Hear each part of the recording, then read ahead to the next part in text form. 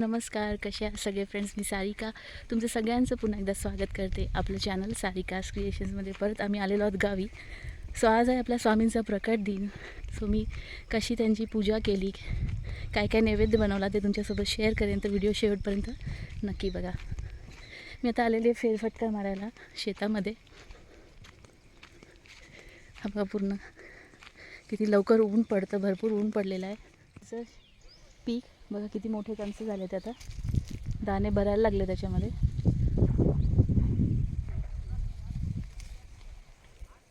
So पूजेसाठी नागिनीचं पान हवं होतं, हे सुद्धा इथे लावलेली आहे वेल मंगलसूत्राच्या दारात. सो ते मी तिथून पानं घेतली, फ्रेश अशी ही नागिनीची पानं जी पूजेसाठी हवी होती. किती छोटी छोटी आहेत ना, क्यूट आहेत. सो हे बघा, हे नागिनीचं पान स्वच्छ धुवून घेतलं आणि बाजूलाच घराच्या शेजारी प्राजक्ताचं आणि चाफ्याचं झाड आहे. सो त्याची फुलं आणलेली आहेत मी पूजेसाठी.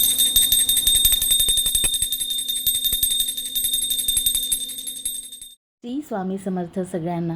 माझ्याकडे गावीसुद्धा छान अशी महाराजांची पितळेची मूर्ती आहे. सो माझ्याकडे जे काही सामान अवेलेबल होतं ते वापरून मी छान अशी पूजा केलेली आपल्या स्वामींची. आणि जाताना ना बेसनाचे लाडू नक्की नेले होते, कारण आपल्या स्वामींना आवडतात. सो बेसनाच्या लाडूंचा आणि फळांचा नैवेद्य दाखवला. रांगोळी नव्हती माझ्याकडे, सो ही रेडीमेड रांगोळी होती, तीच मी तिथे मांडली. आणि छान अशा ह्या पुऱ्या केलेल्या आहेत, कारण स्वामींना नैवेद्य दाखवायचं आहे. मला जमलं तसं त्याप्रकारे मी पदार्थ बनवले आणि आपल्या स्वामींना मी छान असा हा नैवेद्य दाखवला.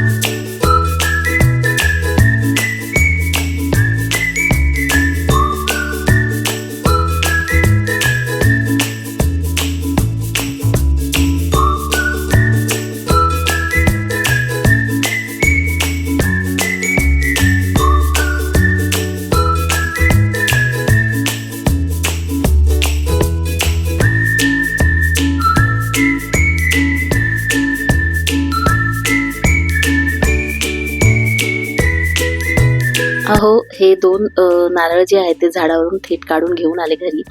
गावात एक वेगळीच मजा असते. झाडावरचे नारळ असोत किंवा इतर फळं आपल्याला डायरेक्ट काढून खाता येतात. निसर्गाची भेट हीच.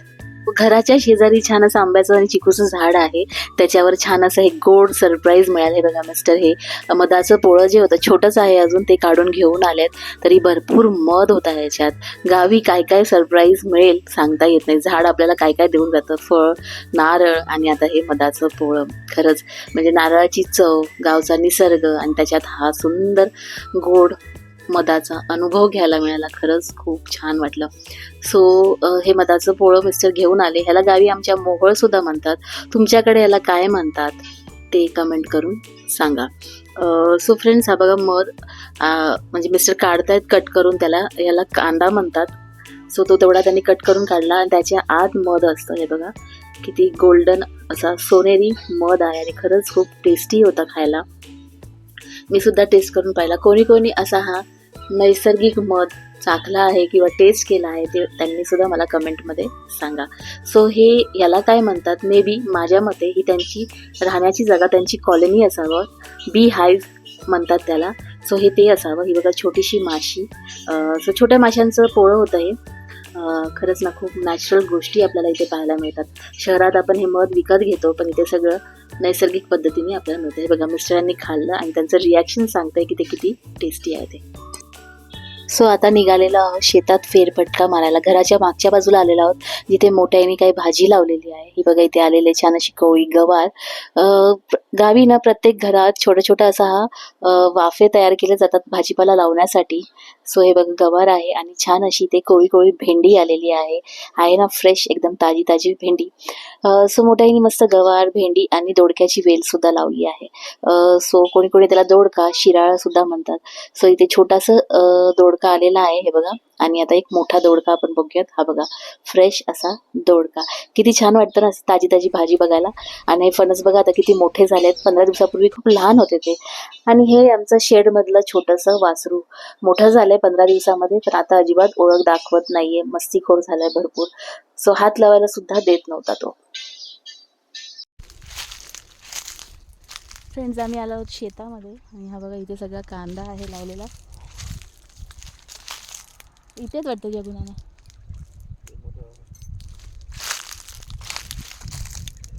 बघा छोटा आहे अजून. सो हा बघा, हा सगळा टोटल कांदा आहे. कांद्याची पात किती सुंदर आहे ना, पण इथे कोणी खात नाही त्याला. मोहरीचं आणि हे मोहरीचं राई.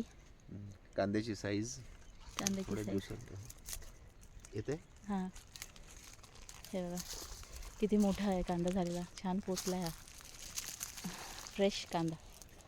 छान लागतो खायला ओला कांदा.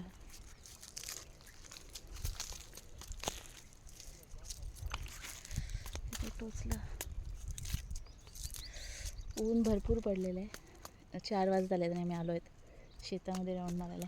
नंबर 1 साईज झाली आहे कांद्याची. मस्त एकदम मोठा. सो मस्त असा हा कांदा घेतला आहे ओला. केवढा मोठा साईज आहे बघा. आणि आता आंब्याचं झाड दाखवते. पूर्ण कैऱ्यांनी भरलेलं आहे. हे बघा दिसतंय केवढा कैऱ्या लागल्यात त्याला. जवळ बघूया आपण. थांबा दाखवते. हे बघा टोटल कैरीनी भरलं आहे झाड वरपर्यंत. अगदी शेंड्यापर्यंत आलेल्या आहेत कैऱ्या. केसर आंबा आहे हा. खूप छान आणि टेस्टी लागतो. किती सावली वाटते ना. हे आहे मोसंबीचा बाग. पूर्ण सावली आहे. थंडगार वाटतं इथे.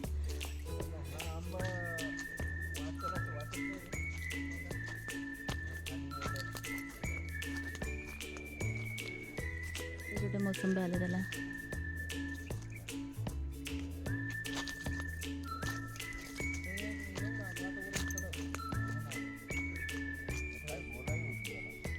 माहिती का फ्रेंड्स, मोसंबीला फुलं असतात. मोसंबीच्या ज्या झाडांना ना फुलं येतात आधी, आणि मग त्या जागी हे छोटे छोटे असे मोसंबी तयार होतात.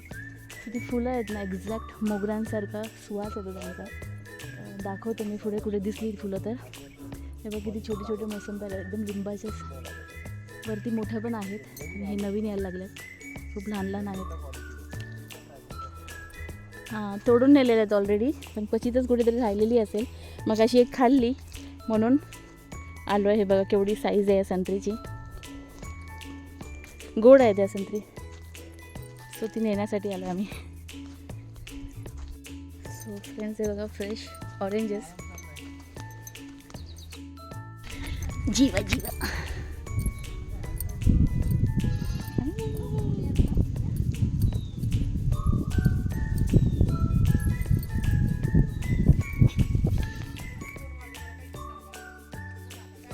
शेतातून फेरफटका मारून आल्यानंतर आम्ही गेलो छबू काकूंच्या घरी. तर हे बघा छान असं हे त्यांचं छोटंसं घर आहे. आजूबाजूला भरपूर झाडं लावलेत. हे बघा इथे कोथिंबीर लावली आहे. नंतर समोरच त्यांनी मेथीसुद्धा लावलेली आहे. गावी कसं असतं ना, आपल्या समोरच जागा असेल तर तिथे अशा रोजच्या वापरातला भाजीपाला वगैरे लावला जातो. सो छान अशा त्यांनी कुरड्यासुद्धा केलेल्या आहे. उन्हाळा सुरू झालेला आहे आता. सगळीकडे ही वाळवण्याची कामं सुरुवात झालेली आहे. सो हे छान असं त्यांचं चिकूचं झाड आहे. त्याच्या बघा सावलीत हा त्यांचा कुत्रा जो रॉकी आहे तो बसलेला आहे. सो भरपूर चिकू आलेले आहेत. अशी बरीचशी झाडं त्यांच्या अंगणात आहेत. आंब्याचं झाड, चिकूचं झाड. आणि हे बघा रॉकीला आवाज दिला, छान असा शेपटी हलवतो आहे. सेम टॉम्यासारखाच आहे हा, पण शांत आहे. अजिबात भुंकत वगैरे नाही. सो गावी बघा असं झाडाखाली हे रांजण ठेवलं जातं. मोठा माठ आहे, याला रांजण म्हटलं जातं. सो छान असं आहे बघा झाडाखाली ठेवलं. त्याच्यामुळे पाणी खूप गार राहतं. त्याच्यामुळे थंडगार असं पाणी आपल्याला प्यायला मिळतं. सो ह्या झाडावर भरपूर चिकू आलेले आहेत. हे बघा तुळशी वृंदावन त्यांनी स्वतः हाताने बनवलेलं आहे. छान असं छोटंसं तुळशी वृंदावन आहे. आणि आजूबाजूला त्यांनी भाजीपालाही लावलेला आहे.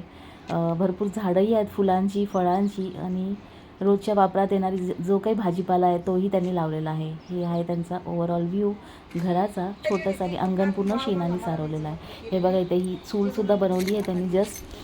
सो गावची माणसं ना फ्रेंड्स एकदम मनाने साधीभोळी असतात, पण खूप मनाने श्रीमंत असतात.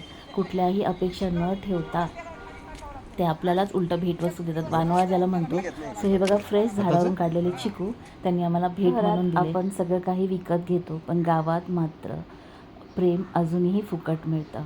हीच खरी श्रीमंती. खरं आहे की नाही?